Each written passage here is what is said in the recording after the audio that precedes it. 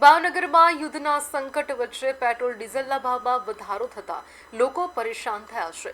આજથી ભારતમાં પેટ્રોલમાં ₹2.84, ડીઝલમાં ₹3.1 અને પ્રીમિયમ પેટ્રોલમાં ₹3.11નો વધારો લાગુ કરવામાં આવ્યો છે.